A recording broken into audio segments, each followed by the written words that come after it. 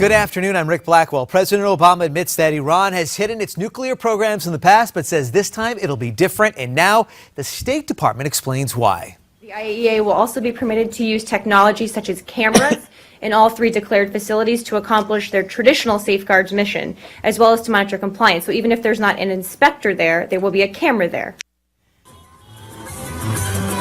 In the meantime, Iranians are taking the streets to celebrate. This after Tehran and 6 world powers reached a framework agreement yesterday. President Obama is pitching his vision for clean energy today at Hill Air Force Base. He's encouraging veterans to end the solar energy workforce. We've got to be relentless in our work to grow the economy and create good jobs.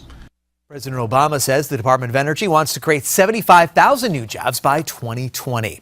Meanwhile, the Labor Department says the U.S. economy created 126,000 jobs last month, but that's well below estimates. In fact, it's the worst job creation number since the end of 2013. On the road to 2016, the Ted Cruz campaign has just released a new ad, which is set to run this Easter weekend. God's blessing has been on America from the very beginning of this nation. The 30-second spot will air in the early primary states of Iowa, New Hampshire, South Carolina, and Nevada. Former Secretary of State Hillary Clinton might be taking the next steps towards announcing a run for the White House in 2016. According to Politico, Hillary's team just signed a lease for office space in the building that you see right here. Now, Politico says she's going to make a formal announcement in the next few weeks. And I suppose it's only fair to say, don't you someday want to see a woman president of the United States of America? Clinton making those comments last month. Now, her campaign will occupy 2 floors of that building in New York. San Diego man is in court at this hour facing a sentence for something known as revenge porn.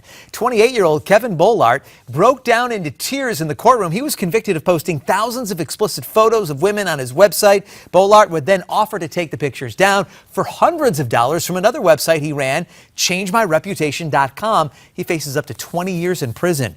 Chelsea Manning, the former Army soldier at the heart of the WikiLeaks scandal, is now tweeting from prison. Her first tweet, quite simply, was, "This is my Twitter account." She says she's hoping to stay connected as much as possible. Manning is serving a 35-year prison sentence for espionage for releasing volumes of top-secret documents.